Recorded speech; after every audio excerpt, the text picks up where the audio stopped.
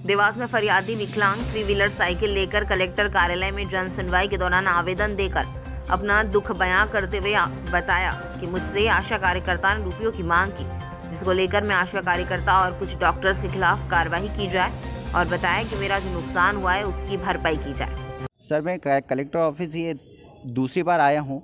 पिछले मंगलवार भी आया था मैं जन सुनवाई में, पर मैंने एक आवेदन दिया था कि मेरी पत्नी जो गर्भवती थी, जिससे आशा कार्यकर्ता ने पैसे की मांग रखी थी, हमने पैसा नहीं दिया।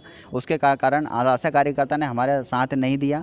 हमें 108 पे फ़ोन करके 15 तारीख की शाम को MG हॉस्पिटल मेरी पत्नी को लाया गया, जहाँ पे हमें बेवजह का बहाना करके और हमें वहाँ से निकाल दिया गया, जिसके कारण मुझे मजबूर होकर मुझे प्राइवेट अस्पताल में जाना पड़ा, जहाँ मुझे ऑपरेशन में कम से कम 40,000 रुपये से अधिक का नुकसान हुआ है।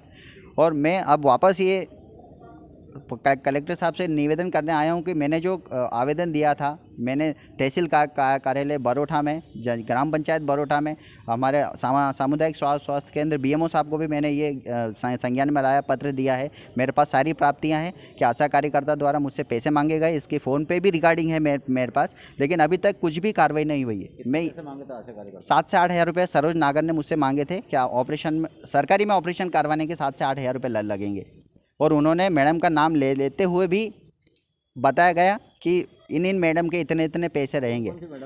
मैडम का नाम लिया उन्होंने, पुष्पा पवैया का 7 से 8 हज़ार रुपये का बोला, वर्मा मैडम का उन्होंने 5 हज़ार रुपये का बोला, और राणा मैडम जो कि घर पे पैसे लेती है, सरकारी में ऑपरेशन करती है, उनका 7 से 8 हज़ार रुपये का बोला। और आशा कार्यकर्ता ने यहाँ तक बोला है कि आपका नस का बहाना करके वहाँ से निकाला गया, अगर आप पैसे दे देते तो आपका काम हो जाता।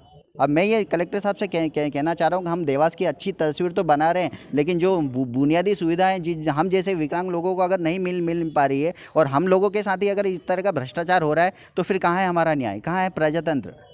अगर उनके देख रेख में अगर ये चीज़ें हो रही सर, हम लोगों की सुनवाई नहीं हो रही है, तो आम लोगों को तो आत्महत्या करनी पड़ेगी, और अगर मेरी सुनवाई नहीं हुई तो मुझे भी आत्महत्या करनी पड़ेगी। मैं बरोठा से आया हूँ, ग्राम बरोठा, जिला देवास का निवासी हूँ।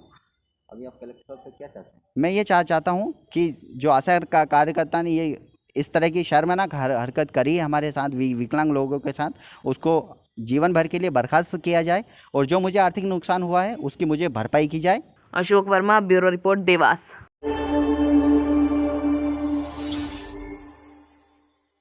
रतलाम जिले के सेलाना नगर सहित आसपास क्षेत्र में इन दिनों कोरोना पॉजिटिव मरीजों की पुष्टि होती दिखाई दे रही है। प्रशासन द्वारा कोरोना पॉजिटिव आए लोगों के घरों को कंटेनमेंट क्षेत्र बना रही है, तो दूसरी ओर कोरोना पॉजिटिव मरीज व उनके परिजन कंटेनमेंट के बाहर घूमते हुए नजर आए। सूचना मिलते ही SDM कामिनी ठाकुर कंटेनमेंट के बाहर घूम रहे लोगों के घरों तक मौके पर पहुंची, तथा प्रशासनिक अमला भी SDM के साथ दिखाई दिया।